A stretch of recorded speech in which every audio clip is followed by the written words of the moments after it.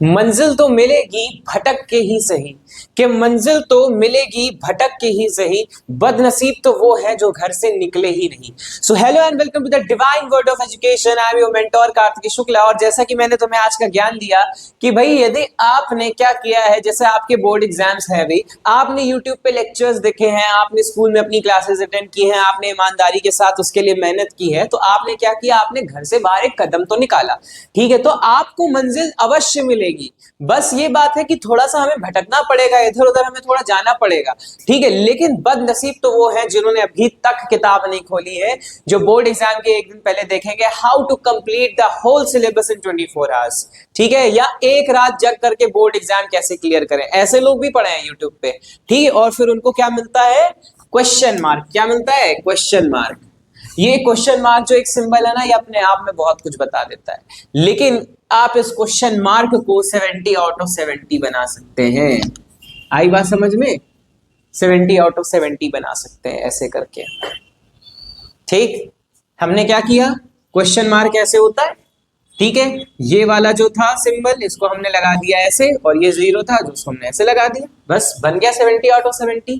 तो इस question mark को 70 आउट ऑफ 70 बनाने के लिए आपको करनी होगी मेहनत, और मेहनत हम कर रहे हैं। साथ में हम सीरीज कर रहे हैं हमारी, दैट इज हाई स्कूल की जो सीरीज है, उसमें हम लोगों ने 2 चैप्टर्स ऑलरेडी कवर कर लिए हैं। हमारे पास बचे हैं 3 चैप्टर्स, और आज हम पढ़ने जा रहे हैं कंट्रोल एंड कोऑर्डिनेशन। चलिए अच्छा बात करते हैं जरा थोड़ा बहुत अपने, जैसा कि हम हर चैप्टर की स्टार्टिंग में करते हैं, पहले हम चैप्टर के नेम को समझते हैं। कोऑर्डिनेशन का मतलब क्या होता है। सपोज दैट आप लोगों ने प्लान किया कि चलो भाई कल पेपर है हमारा, हम लोग चीटिंग करें।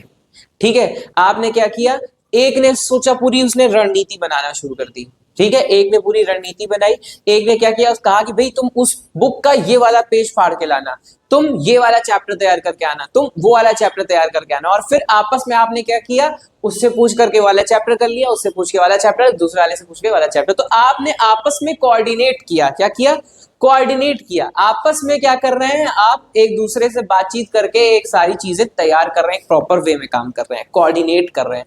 ठीक उसी तरह से हमारी बॉडी में भी कोऑर्डिनेशन, यानी हमारी बॉडी में भी हमारे जितने भी ऑर्गन्स हैं उनके बीच में कोऑर्डिनेशन होता है, जिसका काम, जिसको कंट्रोल करना और जिसको कोऑर्डिनेट करने का काम हमारा कौन करता है, दैट इज नर्वस सिस्टम। क्या करता है, नर्वस सिस्टम काम करता है। बेसिकली हम कंट्रोल एंड कोऑर्डिनेशन इसमें दो उसमें पढ़ने वाले हैं, जैसे कि हमारे 2 लिविंग ऑर्गेनिजम्स हैं, plant as well as animals. So let's start with humans. Animals की बात करेंगे सबसे पहले, उसके बाद हम धीरे धीरे प्लांट्स में जाएंगे। प्लांट्स में हमें कुछ नहीं, केवल और केवल 5 हार्मोन्स पढ़ने हैं, और इसमें हमें थोड़ी बहुत डिटेल्स में पढ़ना है कि कोऑर्डिनेशन इन एनिमल्स कैसे होता है। सबसे पहले हम पढ़ते हैं एनिमल्स में, ठीक है, या ह्यूमंस में। चलिए बात कर लेते हैं कोऑर्डिनेशन इन ह्यूमंस। देखिए, so in humans the coordination and the controlling is done with the help of human nervous system. किसकी मदद से हो रही है, ह्यूमन नर्वस सिस्टम की वजह से हो रही है। जब हम बात नर्वस सिस्टम की करते हैं तो बेसिकली नर्वस सिस्टम में there are 2 types of nervous system. ठीक है, कौन कौन से, एक तो है हमारे पास सेंट्रल नर्वस सिस्टम। ठीक है, कौन सा है, सेंट्रल नर्वस सिस्टम है, और दूसरा है हमारे पास पेरिफेरल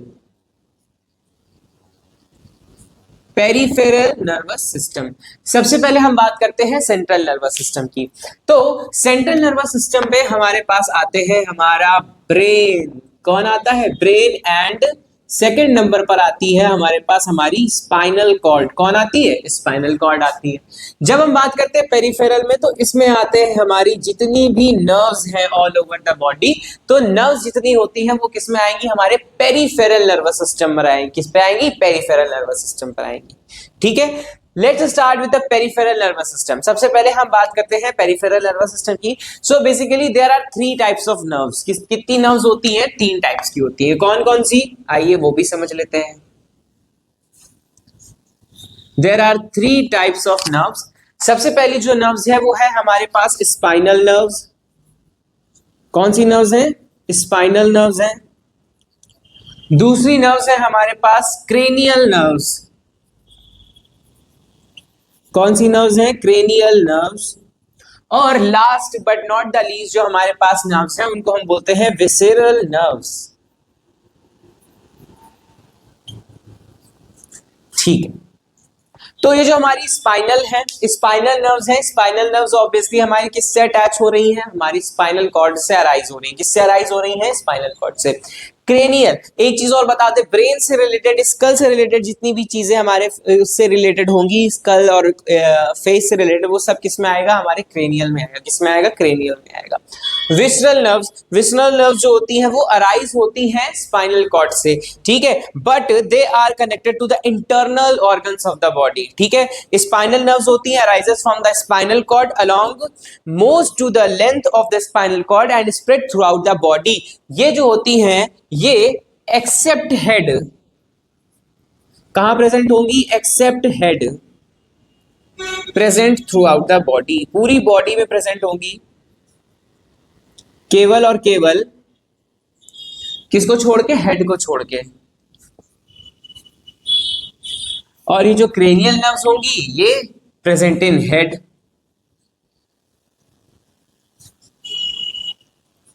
ठीक है, विसरल नर्व्स जो होती हैं, विसरल नर्व्स क्या बताया आपको इंटरनल ऑर्गन से जोड़ती हैं।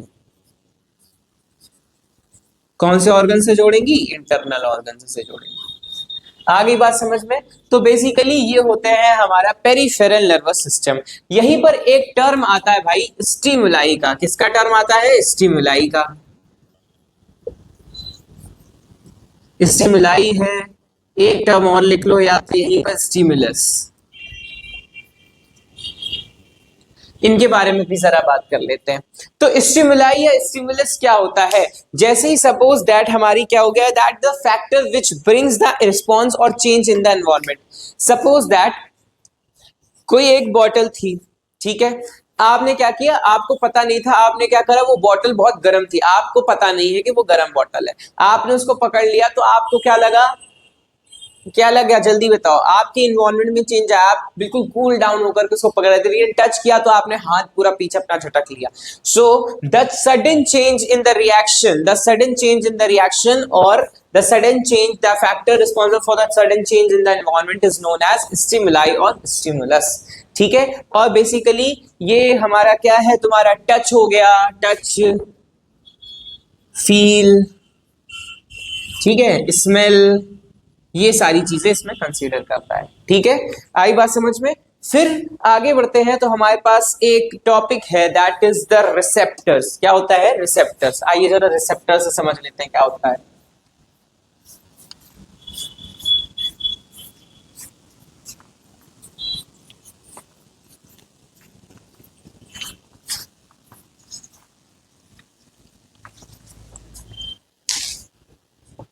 रिसेप्टर्स की जब बात करते हैं तो रिसेप्टर्स उनको कहा जाता है that the group of cells that receives the signal.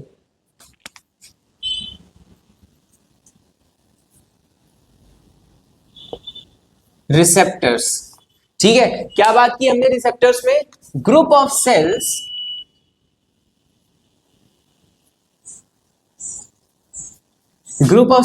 Receives the signal. Group of cells that receives the signal. ठीक है, अब एक चीज ये समझिए, कौन कौन से रिसेप्टर्स होते हैं? There are 5 types of receptors. ठीक है, ये क्या करते हैं? सेंस करते हैं। 5 रिसेप्टर्स होते हैं। अब जरा कल्पना करो देयर कितने तुम्हारे सेंस ऑर्गन्स होते हैं। ठीक है, तो वही सेंस ऑर्गन्स जो है वही तुम्हारे रिसेप्टर्स भी हैं। ठीक है, नंबर 1 हम पढ़ते हैं तुम्हारा फोटो रिसेप्टर्स। फोटो रिसेप्टर्स, फिर आते हैं हमारे पास फोनो रिसेप्टर्स,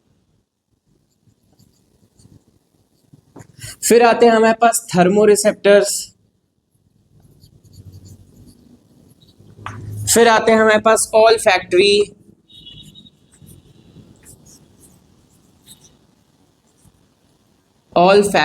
रिसेप्टर्स, फिर आते हैं हमारे पास गस्टोटेटरी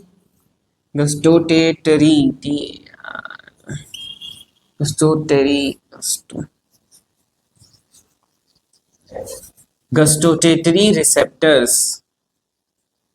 ठीक, चलिए 5 सेंस ऑर्गन्स कौन कौन से होते हैं? Eyes, nose, ears, tongue and skin. ठीक है। फोटो, फोटो आप किससे देखते हैं? आईज से देखते हैं। फोनो, फोन पे बात आप किससे करते हैं? ईयर्स से करते हैं। थर्मो, कोई भी गर्म तापमान आपको कैसे पता चलता है कि वो गर्म है? स्किन, जब तक उसको टच नहीं करोगे तब तक नहीं पता चलेगा। ऑल फैक्ट्री यानी ईयर का रिसेप्टर्स, सॉरी ऑल फैक्ट्री यानी नोज का रिसेप्टर, और गस्टोरोटेटरी यानी कि तुम्हारा टंग। ठीक है। यानी कि आईज में जो रिसेप्टर्स होंगे, जो हम आईज से देख रहे हैं, तो वो क्या हो जाएंगे? फोटो रिसेप्टर्स हो जाएंगे। ईयर्स में जो रिसेप्टर्स होंगे उनको होते हैं फोनो रिसेप्टर्स। स्किन में जो रिसेप्टर्स प्रेजेंट होते हैं वो होते हैं थर्मो रिसेप्टर्स, और नोज में जो होते हैं वो ऑल फैक्ट्री, और टंग में जो होते हैं गस्टोटेटरी। सो ऑब्वियसली आईज में क्या जो तुम्हारे फोटो रिसेप्टर्स उनका काम क्या है? वॉचिंग। क्या काम है? वॉचिंग। ईयर्स का काम क्या है? हियरिंग का। ठीक है, तो फोनो रिसेप्टर्स का काम क्या हो गया? Hearing. Skin, touching. Nose, smelling. फिर बचा तुम्हारा टंग, टेस्टिंग। आगे बात समझ में? टंग के लिए क्या? टेस्टिंग। ठीक। सो ये होते हैं तुम्हारी बॉडी में कुछ रिसेप्टर्स। अब यहीं पे बात कर लेते हैं, एक टर्म आता है एफेक्टर्स की। किसकी बात करते हैं? एफेक्टर्स की। अब एक चीज ये समझो, रिसेप्टर्स ने क्या किया? सिग्नल रिसीव किया कि भाई हमने कोई गर्म चीज टच कर ली है। हमने जैसे मान लो कैंडल को ही टच कर लिया है, तो कैंडल गर्म थी तो हमने क्या किया? एक फिंगर हमारी कैंडल पे जगह लॉ पे टच हो गई, उसको हटा लिया हमने सीधे। तो एफेक्टर्स क्या करेंगे? The result of the stimuli, result और reaction, reaction of the stimuli. ठीक है, ओके। आगे बात समझ में? अब हम आगे बढ़ते हैं। हमारे पास एक न्यू टॉपिक है, दैट इज द न्यूरॉन। क्या होते हैं न्यूरॉन, वो भी समझेंगे इसी उसमें।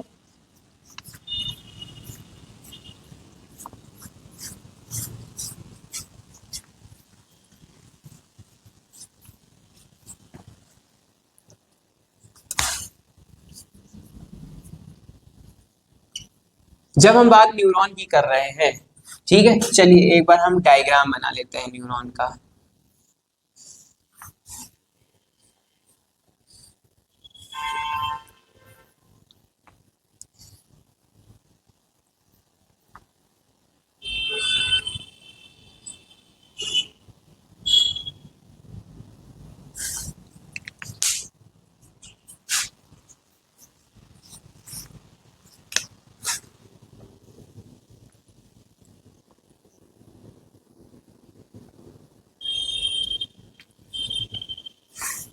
चलिए समझते हैं। सबसे पहले तो ये जो आप एंटीना जैसे जो स्ट्रक्चर्स देख रहे हैं, इनको बोला जाता है डेंड्राइट्स। क्या बोलते हैं? डेंड्राइट्स। इनको बोलते हैं डेंड्राइट्स। ठीक है। बीच में ये जो पूरा पोर्शन है, अंदर एक ये भी एक क्या है? न्यूरॉन सेल है। क्या है? Neuron cell. एक चीज और बता दें, नर्व सेल या न्यूरॉन का डायग्राम आएगा तो आप सेम ही चीज बनाएंगे। ठीक है, ये क्या है? नर्व सेल भी है।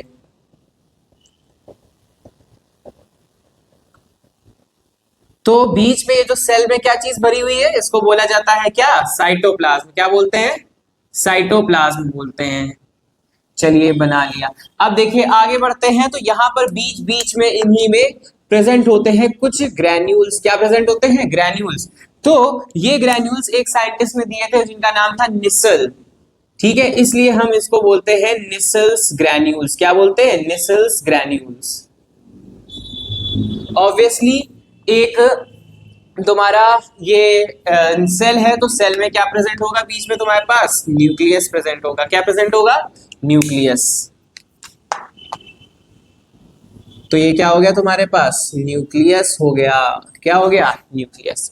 ठीक है, फिर क्या प्रेजेंट होगा? जैसे ही हम आगे बढ़े, डेंड्राइट्स के बाद फिर प्रेजेंट होती है हमारे पास ये वाला जो पोर्शन आप देख रहे हैं, क्योंकि पहले जो हमारे डेंड्राइट्स हैं इनको थोड़ा सा एंटीना जैसा बना दें।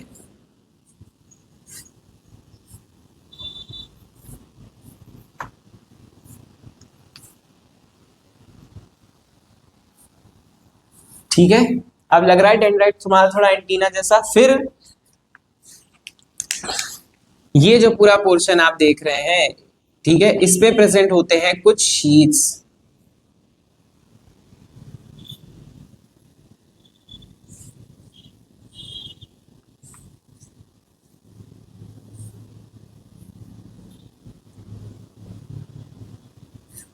ठीक है, ये जो देख रहे हैं ब्लू से मैंने जो एक्सॉन के ऊपर स्ट्रक्चर बनाया है, इनको बोला जाता है माइलिनेटेड शीथ। क्या बोलते हैं? Myelinated sheath. ठीक है, माइलिनेटेड शीथ हो गया। उसके बाद ये जो बीच में माइलिनेटेड शीथ के बीच में जो आप ये डिफरेंस जो गैप देख रहे हैं, ठीक है, इनको बोला जाता है नोड ऑफ रैनवीर या रैनवीर्स नोड। नोड ऑफ, एक साइंटिस्ट थे रैनवीयर, उन्होंने दिया था। ठीक है, नोड ऑफ रैनवीर। ठीक, फिर आगे इन्हीं पे जो है, इन माइलिनेटेड शीथ पे कुछ न्यूक्लियस लाइक सेल्स प्रेजेंट होते हैं। ठीक, कुछ न्यूक्लियस लाइक सेल्स प्रेजेंट होते हैं, इनको बोला जाता है स्वान सेल। साइंटिस्ट का नाम स्वान ने दिया था। ठीक है, अब ये जो पूरा पोर्शन आप देख रहे हैं, इसको क्या बोलते हैं हम? ऑब्वियसली इसको बोलते हैं हम एक्सॉन। क्या बोलते हैं? एक्सॉन बोलते हैं। ठीक है, तो ये वाला पोर्शन क्या हो गया? एक्सॉन हो गया। एक्सॉन का ये जो एंड होता है, इसको बोला जाता है एक्सॉन टर्मिनल। क्या बोलते हैं? Axon terminal. और एक्सॉन टर्मिनल के बाद लास्ट में प्रेजेंट होते हैं यहां पर कुछ नॉब्स।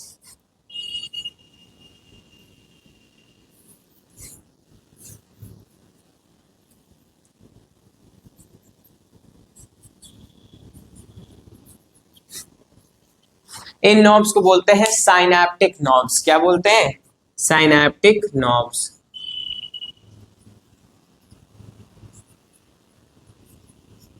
डायग्राम ड्रॉ कर लीजिएगा, वेरी इंपॉर्टेंट। 4 नंबर के मैंने आज ही अनसॉर्ट में देखा है कि 4 नंबर में ये डायग्राम और इसका डिस्क्रिप्शन पूछा गया है यूपी बोर्ड के अंदर। ठीक है, इंपॉर्टेंट डायग्राम है। तो ये किसका डायग्राम हो गया? आपका न्यूरॉन का डायग्राम हो गया। ठीक है, किसका डायग्राम हो गया? न्यूरॉन का डायग्राम हो गया। बात कर लेते हैं, तो neuron is the structural and functional unit of nervous system. कैसी यूनिट है? Structural and functional unit. जैसा cell is the unit of life, वैसे न्यूरॉन क्या है? Structural and functional unit of nervous system. ठीक है, आई बात समझ में? तो cell is the neuron is the structural and functional unit of nervous system. ठीक है, सो ह्यूमन बींग्स में कितने न्यूरॉन होते हैं? More than 1 billion. More than 1 billion.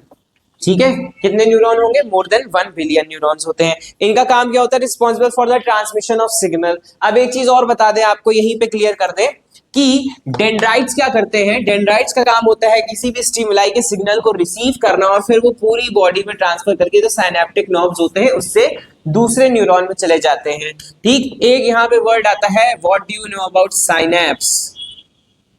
MCQ में पूछ लेगा। साइनैप्स जो होता है, साइनैप्स का मतलब होता है गैप बिटवीन 2 न्यूरॉन।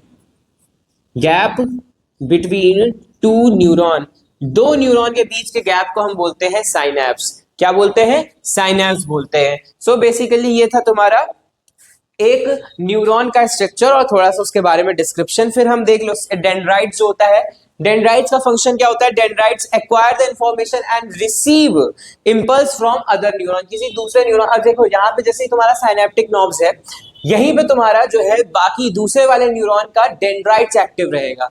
ठीक है, तो डेंड्राइट से सिग्नल आकर के कहां पहुंचते हैं? साइनेप्टिक नर्व से जाकर के किस में पहुंच जाएगा? दूसरे न्यूरॉन में पहुंच जाएगा। ठीक है, डेंड्राइट्स का काम ये हो गया। फिर आते हैं सेल बॉडी, जो तुम्हारी सेल की जो बॉडी बनी हुई है, इसका काम क्या होता है? Information acquire and travel the electrical impulse. ठीक है, फिर आगे बढ़ते हैं तो तुम्हारे एक्सॉन का काम क्या होता है? एक्सॉन क्या होता है? It is the longest fibre, जिसको हम टेल भी बोलते हैं। क्या बोलते हैं? टेल। ठीक है, it is a tail like fibre and transmit the electrical impulse from cell body of dendrites to the next neuron. Axon का काम क्या होता है? सेल बॉडी से impulse को दूसरे न्यूरॉन में ट्रांसफर करना. ठीक है. So basically this is the structure and all the functions of the neuron. अब हम आगे बढ़ते हैं. हमारा एक new topic that are the कह सकते हैं हम कैसे तुम्हारा पूरा एक्शंस होते हैं. ठीक है.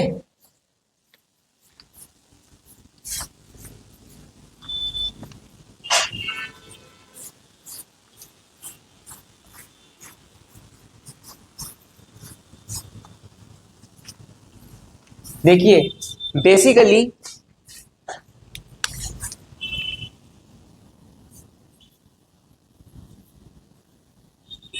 रिसेप्टर था, रिसेप्टर के पास स्टिमुलाई आया. क्या आया? स्टिमुलाई. ठीक है. रिसेप्टर ने इंपल्स ट्रांसफर कर दी. इंपल्स ट्रांसफर की किसको?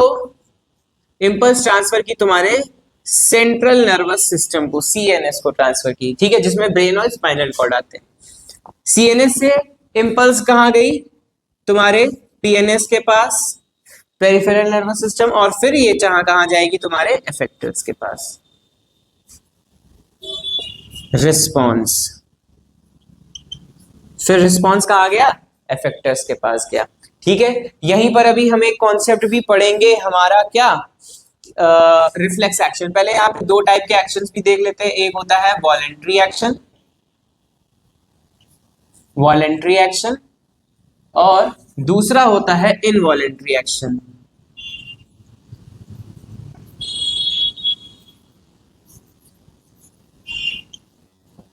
ठीक है. वॉलेंट्री एक्शंस एंड दूसरे कौन से होते हैं? Involuntary action. ये जो तुम्हारे वॉलेंट्री एक्शंस होते हैं controlled by our own will. ठीक है.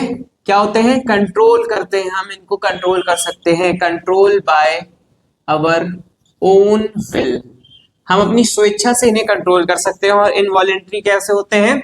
Not controlled by our self, not controlled by one self. इसका एग्जाम्पल क्या है? Pumping of blood. क्या ब्लड का पंप होना आपके कंट्रोल में है? नहीं है. ठीक है. इसका एग्जाम्पल क्या है? मूविंग ऑफ हैंड्स हो गया, या कह लो वॉकिंग, राइटिंग एटसेट्रा. ठीक है.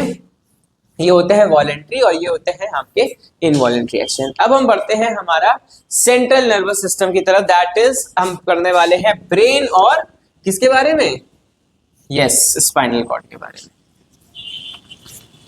बात ब्रेन की करेंगे तो brain is the highest coordinating part of the human body. ठीक है. ब्रेन क्या है? एक हाईएस्ट कोऑर्डिनेटिंग पार्ट है ह्यूमन बॉडी का. ठीक है. एक स्ट्रक्चर ड्रॉ करते हैं, ब्रेन का ही है. ठीक. चलिए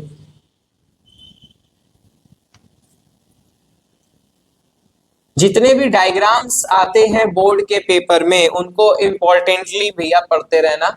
और दूसरी चीज, रिवीजन जो है वो प्रॉपरली टाइम टू टाइम करते रहिएगा. ठीक है. उससे ये रहेगा कि फायदा आप लोगों को ये मिलेगा कि आप लोगों को कोई भी दिक्कत नहीं आएगी. और दूसरी चीज जो है, जितने भी डायग्राम्स की प्रैक्टिस अभी कर लोगे फिर आगे उसमें तुमको कोई समस्या नहीं आएगी.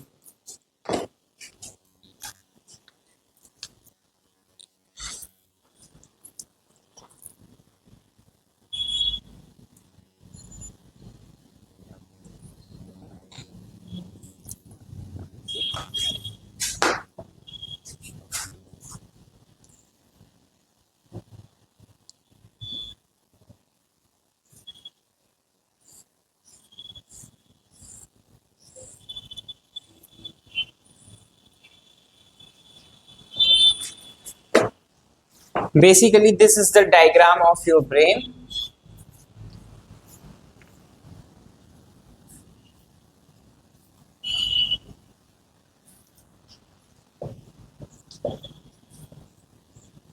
ठीक है. समझते हैं कैसा ब्रेन होता है और क्या इसमें फीचर्स रहेंगे. ठीक है. सबसे पहले तो जब हम ब्रेन की बात कर रहे हैं, ठीक है, तो ब्रेन की प्रोटेक्टिंग समझते हैं पहले कैसी होती है.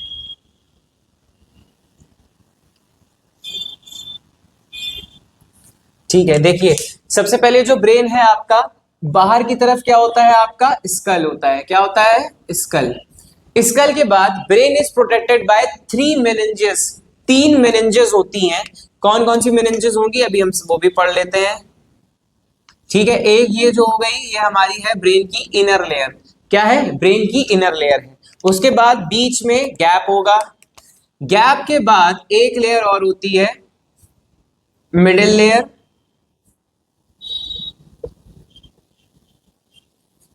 और फिर एक बार बीच में गैप प्रेजेंट होगा और फिर एक लेयर और प्रेजेंट होती है।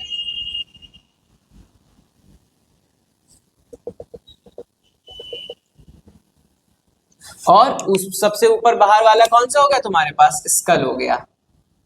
ठीक है, तो ये क्या है, स्कल है। स्कल के बाद ये जो 3 मेनिंजेस हैं इनके नाम कुछ इस प्रकार हैं। बाहर वाली जो होती है उसको बोलते हैं ड्यूरामेटर। क्या बोलते हैं, ड्यूरामेटर। मिडिल लेयर जो होती है, मिडिल लेयर कहां गई हमारे पास, ये वाली थी। मिडिल लेयर को बोलते हैं एराकिनॉइड, और जो इनर मोस्ट लेयर होती है उसको बोलते हैं पियामेटर। ठीक है, ये 3 क्या है, बेसिकली 3 मेनिंजेस हैं। क्या है, 3 मेनिंजेस। इनका काम होता है ब्रेन को किसी भी एक्सटर्नल शॉक से बचाना। क्या होता है, ब्रेन को किसी भी एक्सटर्नल शॉक से या ब्रेन को प्रोटेक्ट करने का काम ये 3 मेनिंजेस करते हैं। अब हम आते हैं हमारे इस वाले डायग्राम पे,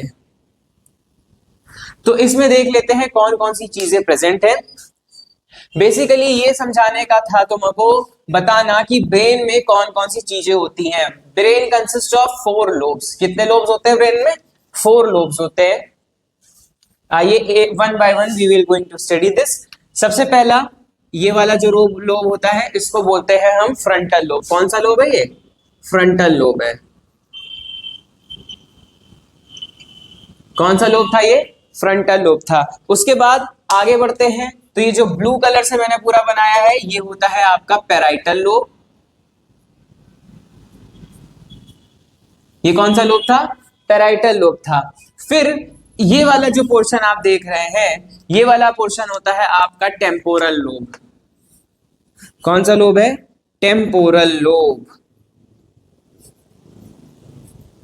और last but not the least आपका जो पीछे वाला पोर्शन है इसको बोला जाता है ऑक्सीपिटल लोब। कौन सा लोब है ये, ऑक्सीपिटल लोब है।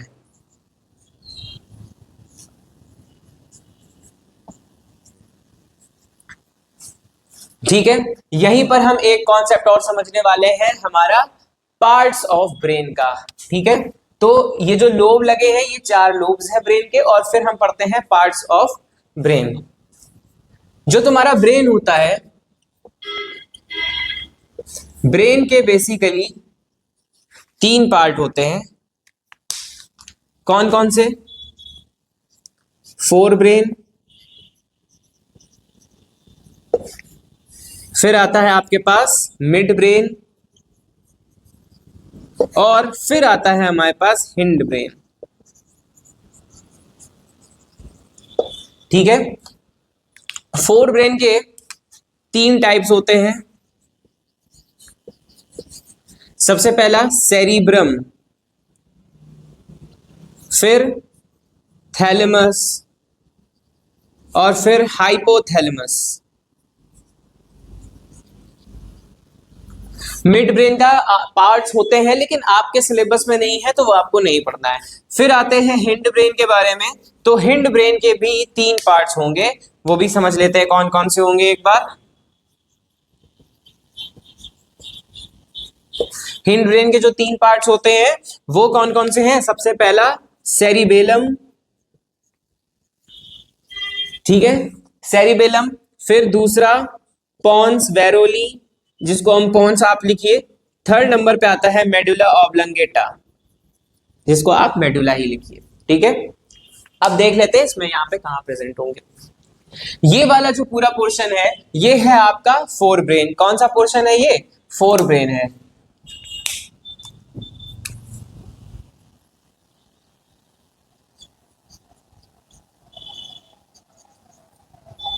ठीक है, कौन सा पोर्शन है, फोर ब्रेन है। फोर ब्रेन में इतना वाला जितना पूरा पोर्शन आप देख रहे हैं इसको बोला जाता है सेरिब्रम। क्या बोलते हैं, सेरिब्रम। फिर आ जाते हैं मिड ब्रेन, ध्यान से समझना, बिल्कुल बीचों बीच जो ब्रेन होगा वो होगा आपका मिड ब्रेन। कौन सा ब्रेन होगा? Mid brain. मिड ब्रेन के पास में ही, मिड ब्रेन के पास में ही आपके प्रेजेंट होते हैं thalamus and hypothalamus.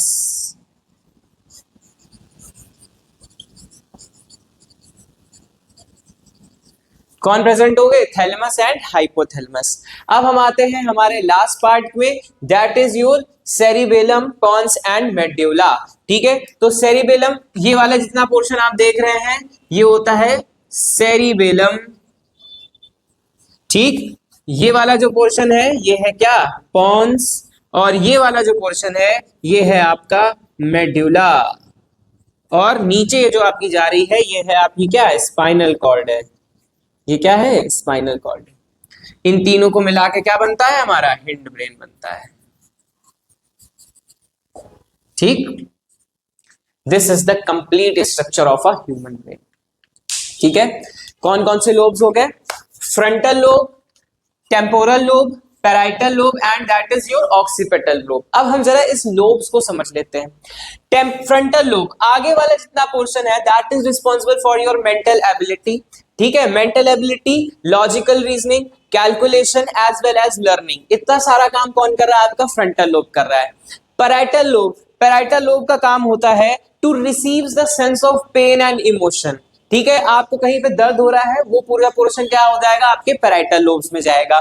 Temporal lobe की बात करें तो टेम्पोरल लोब में आता है receive the sense of smell. अब इतना समझ लेना, नाक और मुंह, इतना पूरा पोर्शन जो है आपका वो किस रीजन में आएगा? Temporal lobe.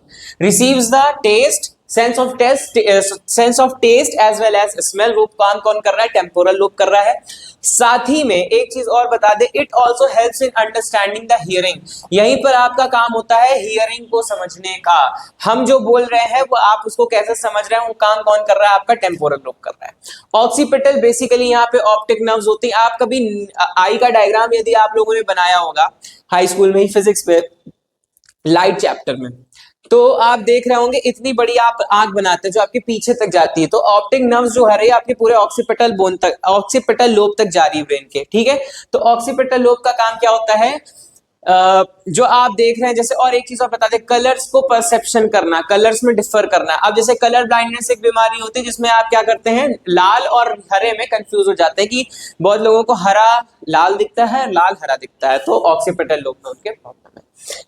ये थे आपका ब्रेन का स्ट्रक्चर और ब्रेन के लोब्स। बात कर लेते हैं सेरिब्रम के बारे में। तो सेरिब्रम का काम क्या होता है? Cerebrum is the seat of mental ability that controls the thinking, memory, reasoning, perception, emotion and speech. ठीक है, जो आपका थैलेमस और हाइपोथैलेमस है, ठीक है, thalamus forms the connection between cerebrum and hypothalamus. Thalamus का इतना ही रोल है।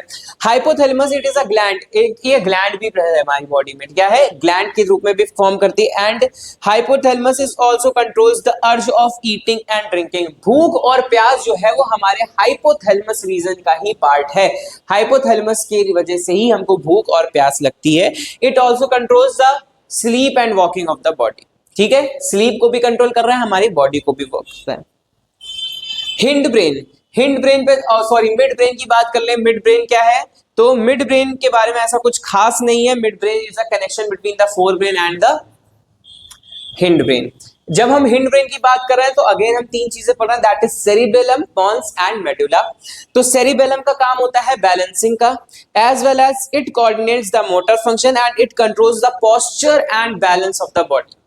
कई बार आप ये समझिए, आप क्या होता है, जैसे मान लीजिए कहीं आप टूर पे गए, ठीक है, आप कार में ट्रैवल कर रहे हैं तो आपको उल्टी जैसा महसूस होता है। ठीक है, इसका मतलब कि आपके सेरिबेलम जो है वो हिला हुआ है थोड़ा। ठीक है, सेरिबेलम के हिलने की वजह से जो है आपका बैलेंस नहीं बन पाता। प्लस आप जिस पोस्चर में खड़े हो रहे हैं, आप जिस पोस्चर में वॉक कर रहे हैं, आपका पूरा बैलेंसिंग का जितना काम है वो सेरिबेलम की वजह से होता है। होता ये है कई बार जो है क्या होता है, जैसे मान लीजिए ड्रिंकर होता है, अल्कोहलिक जो होता है, उसको ये कहा जाता है कि डोंट ड्रिंक एंड ड्राइव। ठीक है, ड्रिंक एंड ड्राइव की वजह से वो क्या करता है, ना तो गाड़ी का बैलेंस बना पाएगा और ना ही कैलकुलेट कर पाएगा कि भाई सामने वाली गाड़ी मेरी गाड़ी से कितनी दूर पर है। इसलिए मना किया जाता है ड्रिंक एंड ड्राइव के लिए। बात करते हैं पॉन्स की। तो पॉन्स जो होता है it also controls the involuntary actions of the body, हमारी बॉडी के इनवॉलेंट्री एक्शंस को कंट्रोल करता है, and it regulates the respiration, respiration को कंट्रोल करने का काम हमारा पॉन्स और मेडुला करते हैं। ठीक है, बात करते हैं हमारे मेडुला की। तो मेडुला क्या होता है, it forms the brain stem. एक चीज और बता दें, आपका मिड ब्रेन, पॉन्स और मेडुला, ठीक है, कौन कौन सी चीजें बताई,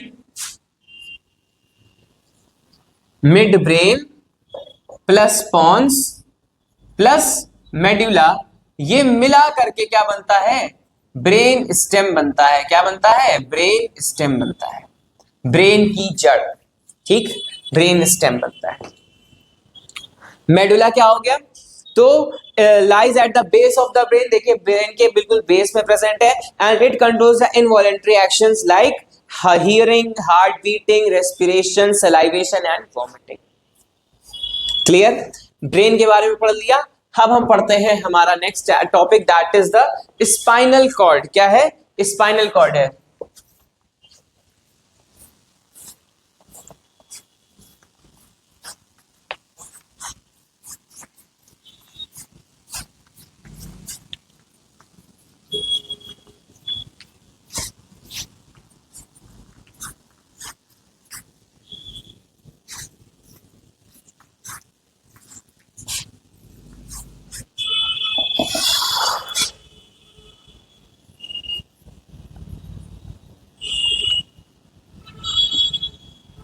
स्पाइनल कॉर्ड के बारे में अगर बात करें तो स्पाइनल कॉर्ड का ओरिजिन कहां से हो रहा है, हमारी ब्रेन से हो रहा है।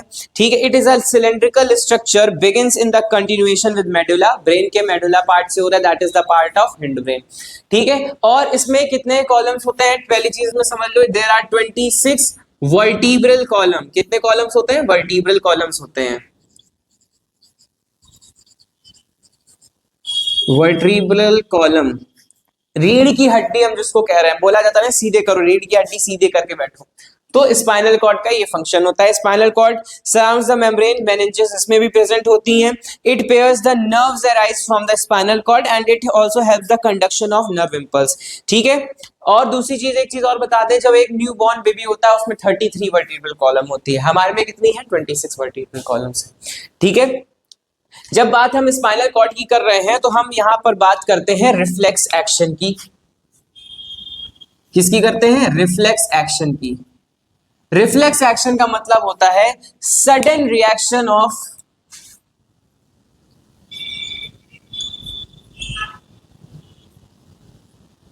ठीक है, क्या होता है, sudden reaction of any time take, जिसमें क्या होता है, आपका टाइम बच रहा है, आपने मोमबत्ती के पास अपनी उंगली करी, आपने तुरंत उसको झटका से हटा दिया, या आपके नी पे कोई हथौड़ा मारे, आपके उसमें बुक में डायग्राम में नी बना हुआ है, ठीक है, घुटने पे किसी ने हथौड़ा मारा तो आपने तुरंत पैर अपना झटके से हटा लिया। ठीक है, तो वो होता है हमारा सडन रिएक्शन। यहीं पर एक कॉन्सेप्ट आता है रिफ्लेक्स आर्क का। किसका आता है, रिफ्लेक्स आर्क का। तो रिफ्लेक्स आर्क क्या होता है वो भी समझ लेते हैं। तो रिफ्लेक्स आर्क, जैसे मान लीजिए हीट थी, ठीक है, रिसेप्टर्स ने, स्किन के रिसेप्टर्स ने उसको रिसीव किया, ये क्या थी, इंपल्स थी। ठीक, फिर इसने किसके पास भेजा, आपके स्पाइनल ऑर्गन्स के पास भेजा, स्पाइनल ऑर्गन्स ने किसके पास भेजा, आपके इफेक्टर्स को, इफेक्टर्स ने किसको भेज दिया, रिस्पॉन्स कर दिया। तो ये एक तरह से पूरा एक आर्क बन रहा है। क्या बन रहा है, एक आर्क बन रहा है। ठीक है, इसलिए हम इसको क्या बोलते हैं, एक रिफ्लेक्स आर्क बोलते हैं। क्या बोलते हैं, रिफ्लेक्स आर्क। अब एक क्वेश्चन ये आ सकता है, what is the role of brain in reflex action. So मैं आपको आंसर बता दे रहा हूं, there is no direct involvement of the brain in reflex action, but when reflex actions are generated. अब एक चीज ये समझिए, आपने एक चैप्टर याद किया, अब आपसे 10 दिन बाद किसी ने कोई क्वेश्चन पूछा उस चैप्टर से रिलेटेड, तो आपके दिमाग में वो चीज बस गई है कि हाँ मैंने ये चीज याद की थी कि रिफ्लेक्स एक्शन क्या होता है, रिफ्लेक्स आर्क क्या होता है, तो आपने तुरंत क्या किया, उसका आंसर दे दिया। ठीक इसी तरह से ब्रेन क्या करता है, ब्रेन भी इंफॉर्मेशन को स्टोर कर लेता है, इंफॉर्मेशन को याद कर लेता है कि भाई मैंने लास्ट टाइम जब ये हरकत की थी तो मुझे इतना दर्द हुआ था, मैंने इसको ऐसे एक्शन लिया था, तो मुझे अब ये हरकत दोबारा नहीं करनी है। अब आप जानबूझ के अपनी उंगली जो है मोमबत्ती में नहीं लगाएंगे, ठीक है, धोखे से टच हो गई बात अलग है। अब ब्रेन के पास इंफॉर्मेशन स्टोर हो गई कि भाई मोमबत्ती के पास अगर हम उंगली लगाएंगे अपनी तो हम जल जाएंगे, इसलिए वो क्या करेगा, झटके से अपनी ब्रेन को हटा लेगा और ब्रेन वो काम दोबारा कभी करेगा नहीं। अब तुम पागल हो तो बात अलग है, ठीक है। ये बात कर ली हमने रिफ्लेक्स एक्शन की। अब हम बात करते हैं ग्लैंड्स के बारे में, थोड़ा बहुत हार्मोन्स के बारे में डिस्कस कर लेते हैं, कौन कौन सी चीजें हैं। अब देखो, कंट्रोलिंग हमने नर्वस सिस्टम की समझ ली कि नर्वस सिस्टम से हम कैसे कंट्रोल कर रहे हैं। अब हम बात करते हैं ग्लैंड्स के बारे में, ठीक है।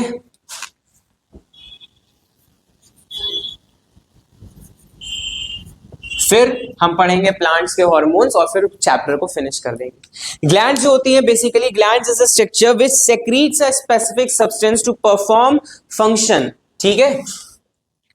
सेक्रीशन का काम कौन कर रहा है, ग्लैंड्स कर रही है।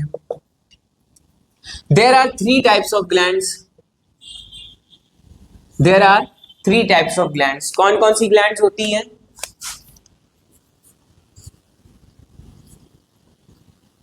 Endocrine, exocrine and last but not the least heterocrine, heterocrine, ठीक है। जब बात करते हैं हम एंडोक्राइन ग्लैंड के बारे में, तो एंडोक्राइन ग्लैंड कौन सी होती है, they do not release hormone but they secrete it's product into duct, ठीक है। ये क्या करती हैं, ये हार्मोन्स का सेक्रीशन नहीं करती हैं, नो हार्मोन सेक्रीशन, ये हार्मोन का सेक्रीशन नहीं कर रही हैं। सॉरी, मैंने एक चीज ऊपर नीचे कर दी, एक्सोक्राइन ग्लैंड जो होती है वो हार्मोन का सेक्रीशन नहीं करती, एंडोक्राइन ग्लैंड करती है, ठीक है। एंडोक्राइन ग्लैंड जो होती है वो डक्टफुल ग्लैंड होती है and it releases the hormone, duct and releases hormone. Exocrine gland जो होती है do not release hormone, no hormone release. साथ ही में हार्मोन नहीं रिलीज करेगी, लेकिन अपना जो कह सकते हैं सेक्रीशन होगा वो किस में रिलीज करती है, डक्ट में रिलीज करती है, ये डक्टलेस होती है, ठीक है। डक्ट में रिलीज करती है, जैसे salivary gland. Heterocrine works as both exo and endo, for example pancreas, चलिए, ठीक है। फॉर एग्जाम्पल क्या हो गया, पैनक्रियाज हो गया। अब हम एक टेबल के माध्यम से इसको समझ लेंगे, ठीक है। सारी ग्लैंड्स हम एक तरफ लिखेंगे और एक तरफ हम उनके सबके फंक्शंस लिखेंगे। बेसिकली हमको 10 ग्लैंड्स पढ़नी है, ठीक है। चलिए एक बार देखते हैं कौन कौन सी ग्लैंड्स हैं।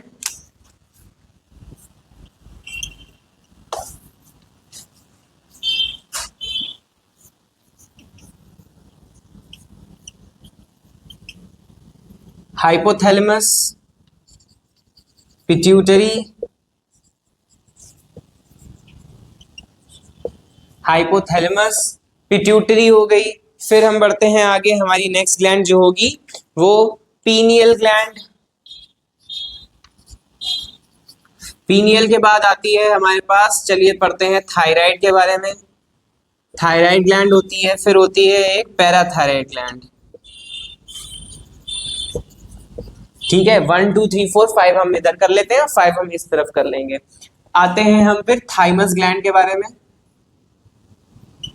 थाइमस होती है, फिर होती है पैनक्रियास, फिर एड्रिनल ग्लैंड, फिर टेस्टिस और फिर ओवरी। चलिए, जो तुम्हारी हाइपोथैलेमस होती है, hypothalamus present in the brain produce the inhibitory hormone release करती है। कौन सा हार्मोन रिलीज करती है, इनहिबिटरी हार्मोन, जो किसी भी सब्सटेंस को इनहिबिट करेंगे, inhibitory hormone. Pituitary gland present below the brain और इसका मेन फंक्शन होता है it secretes a number of hormone, जैसे ग्रोथ हार्मोन्स। कैसे हार्मोन्स होते हैं, ग्रोथ हार्मोन्स होते हैं। Pineal gland, sleeping hormone, sleeping hormone होता है मेलेटोनिन, ठीक है। थायराइड, थायरॉक्सिन हार्मोन, थायरॉक्सिन का काम क्या होता है? It maintains the carbohydrate, fat and iron in the body, ठीक है। Thyroxine hormone it attach to the wind pipe, thyroxine hormone की जिसमें आयोडीन होता है। थायरॉक्सिन हार्मोन की वजह से ग्वाइटर हो जाता है, जैसे मान लीजिए आयोडीन की कमी हो जाती है तो क्या हो जाता है? ग्वाइटर्स में गला पूरा, ये तुम्हारा आपका गला होता है पूरा तुम्हारा फूल जाता है, ठीक है। थायराइड ग्लैंड ही स्वेल हो जाती है जब थायराइड हो जाता है किसी के। पैराथायराइड, फोर स्मॉल हार्मोन जिसको हम बोलते हैं parathormone, that regulates the calcium and phosphorus. Parathormone, sorry, क्या काम होता है? कैल्शियम और फॉस्फोरस को मेंटेन करने का। थाइमस ग्लैंड, थाइमस ग्लैंड हमारे बिल्कुल कह सकते हैं आपकी उसमें प्रेजेंट होती है लिम्फोइड ऑर्गन में, प्रेजेंट होती है, किसमें प्रेजेंट होती है? लिम्फोइड ऑर्गन में प्रेजेंट होती है। Development of immune system.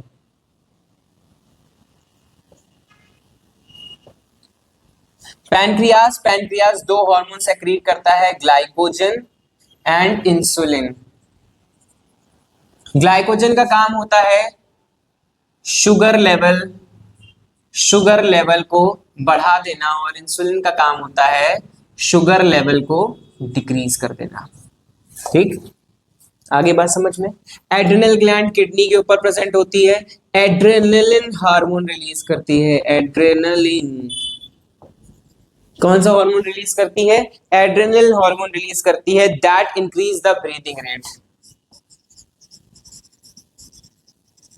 Breathing rate को बढ़ा देता है।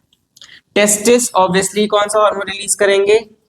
Testosterone, responsible for the male growth. Ovary, ovary कौन सा हार्मोन रिलीज करेंगी? एस्ट्रोजन, ठीक है। और एक और हार्मोन रिलीज होता है प्रोजेस्टेरोन, जिसको हम प्रेगनेंसी हार्मोन भी बोलते हैं, ठीक है। ये था तुम्हारा पूरा ह्यूमन के बारे में, कि ह्यूमंस के बारे में पूरी चीजें, कि कौन कौन सी चीजें रिलीज होंगी, कैसे होगा control and coordination in humans. अब हम पढ़ लेते हैं बहुत ही जल्दी से प्लांट्स के बारे में, कि प्लांट्स का कंट्रोल एंड कोऑर्डिनेशन कौन से बेसिस पर हो रहा है। तो प्लांट्स में हमको हार्मोन्स पढ़ने हैं। क्या पढ़ने हैं? हार्मोन्स पढ़ने हैं। आइए उनको भी समझ लेते हैं, कौन कौन से हार्मोन्स होते हैं।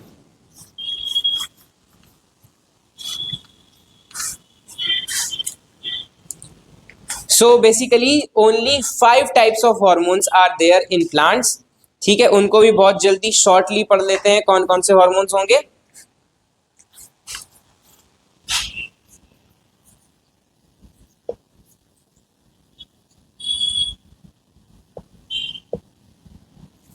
Number 1 auxin, number 2 gibberellin, number 3 auxin, gibberellin, cytokinin, ठीक है। नंबर 4 आपका आता है abscisic acid, and number 5 last but not the least that is your ethylene.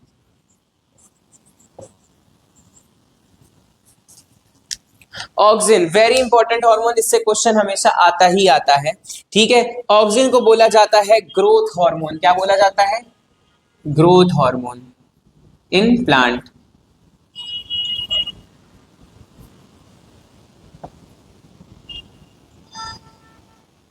Growth hormone जो होता है प्लांट में उस वो क्या होता है? ऑक्सिन होता है, ठीक है। It is firstly isolated from the human urine. सबसे पहले किससे निकाला गया था? ह्यूमन यूरिन से आइसोलेट किया गया था। They are generally produce the growing apexes of stems and root. Growth hormone है किसके लिए? रूट और स्टेम के लिए। रूट और स्टेम की ग्रोथ के लिए कौन सा हार्मोन रिस्पॉन्सिबल होता है? ऑक्सिन रिस्पॉन्सिबल होता है। इसका एग्जांपल आपको मैं दे सकता हूं फोटोट्रोपिज्म के बेसिस पर। कोलियोप्टाइल एक प्लांट है, जैसे मान लो अगर सनलाइट जहां पे जाएगी वो उस तरफ बेंड कर जाता है। सन अभी सीधे है तो वो सीधे रहेगा, और फिर जैसे ही सन इधर डाउन की तरफ जा रहा है तो वो सन की तरफ बेंड होता जाएगा। कोलियोप्टाइल, ठीक है।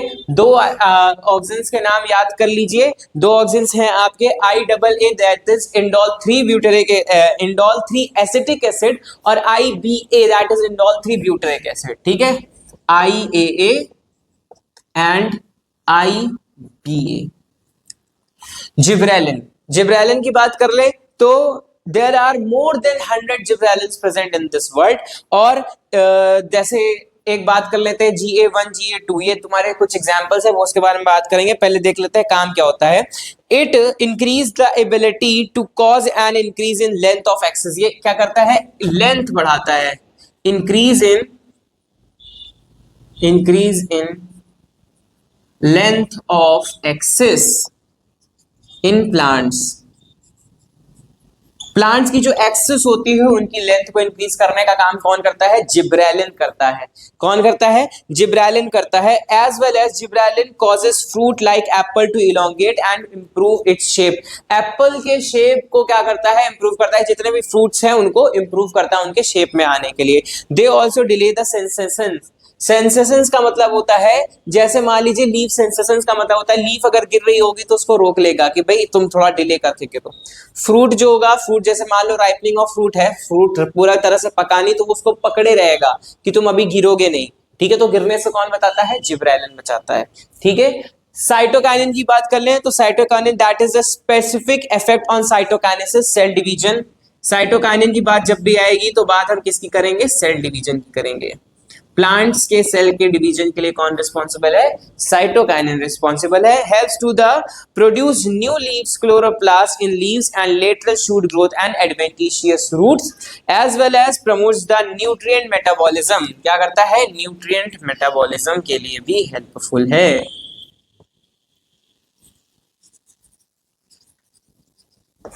एथिलीन के बारे में बात कर लें। एथिलीन जो होता है, it is a simple gaseous PGR. PGR का मतलब होता है प्लांट ग्रोथ रेगुलेटर। क्या होता है? प्लांट ग्रोथ रेगुलेटर होता है।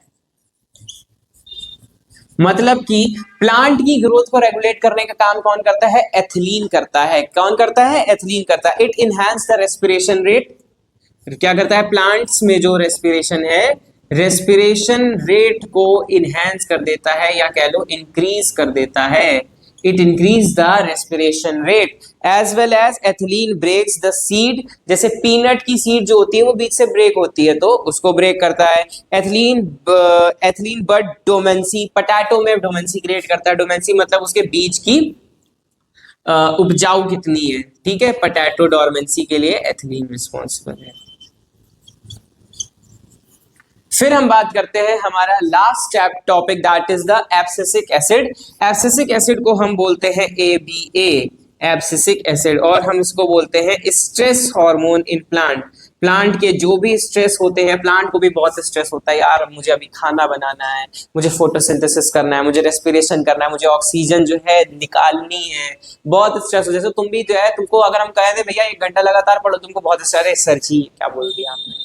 ठीक उसी तरह से प्लांट को भी स्ट्रेस हो जाता है कभी कभार कि भाई मैं इतना सारा काम कर रहा हूं, तो स्ट्रेस हार्मोन कौन है? उसका एब्सिसिक एसिड है। ठीक है, important role in seed development, maturation of seed. क्या करता है? मैच्योरेशन ऑफ सीड के लिए रिस्पॉन्सिबल है। किसके लिए रिस्पॉन्सिबल है? Maturation of seed. किसके लिए रिस्पॉन्सिबल है? सीड के मैच्योरेशन के।